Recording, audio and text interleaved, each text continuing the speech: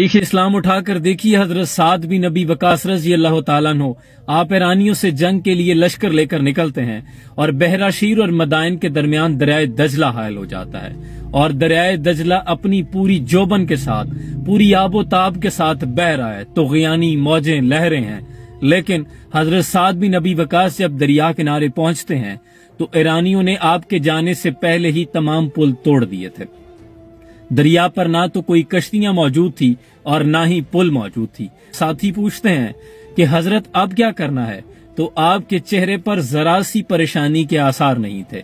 इंतहाई मुतमईन चेहरा और इंतहाई यकीन मोहकम तवक्कुल के साथ आपने फरमाया दरिया को पार करना है और क्या करना है। इसी के साथ आपने एक दस्ते को, तीर अंदाजों को एक टीले पे मुख्तस किया कि यहाँ से आप सामने दुश्मनों पे, ईरानियों का लश्कर खड़ा था, उस पे तीर बरसाएंगे और उस पार खड़ा दुश्मनों का लश्कर गुमान भी नहीं कर रहा था कि ये लोग दजला को पार कर लेंगे।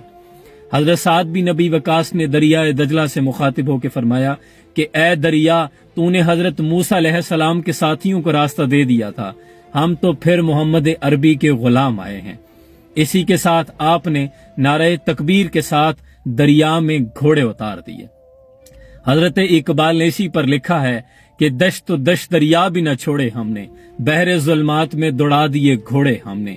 और किसने ठंडा किया आतिश कदा ईरान को, किसने जिंदा किया फिर तस्करा यज़्दां को, और किसकी हैबत से सनम सहमे हुए रहते हैं, मुंह के बल गिर के हो अल्लाह अहद कहते हैं। एक लम्हे के लिए इमेजिन कीजिए कि दरियाए दजला की मौजें घोड़ों की रकाबों से आकर टकराती हैं, रकाबें मौजों से टकरा रही हैं। लेकिन मजाल है कि करीमैन यसार की तरतीब में भी फर्क आया हो।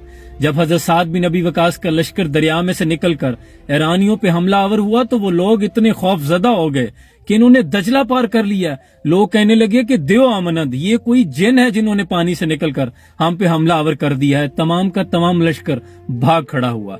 चंद एक रह गए थे जिनके साथ हजरत साद बिन नबी वकास ने मुकाबला किया। मुसलमानों को अल्लाह ने फतह से सरफराज फरमाया। टल न सकते थे अगर जंग में अड़ जाते थे, पांव शेरों के भी मैदान से उखड़ जाते थे। कोई सरकश हुआ तेरे नाम से तो बिगड़ जाते थे, ते क्या चीज है हम तोप से लड़ जाते थे। ये सहाबा का ईमान था, ये तवक्कुल था। और यही नहीं, बहुत से वाकयात ऐसे मिलते हैं। हजरत उसैद बिन हुजैर तिलावत कर रहे हैं कुरान की, करीब ही घोड़ा बंधा है और साथ ही एक बच्चा बैठा है कि आसमान से बादलों का एक खिरमन आपके इंतहाई करीब हो गया।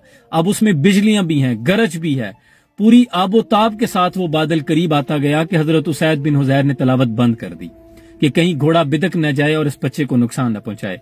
सुबह हुजूर की बारगाह में हाजिर हुए तो अर्ज की, या रसूल अल्लाह, इस तरह रात को माजरा हुआ।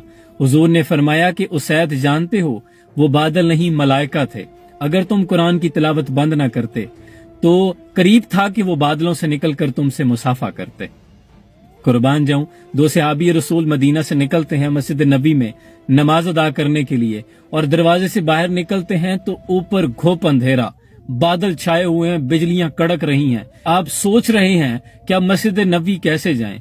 इतने में नागहां दो शमे फिरोजा हो गई।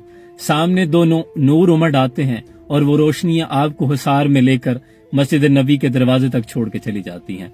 हजरत आला अल हजरमी आप दरियाए नील पर पहुंचे तो दूसरी जानिब नील के उस तरफ अकील बिन नादर अपनी नीलगांव का शिकार कर रहा था।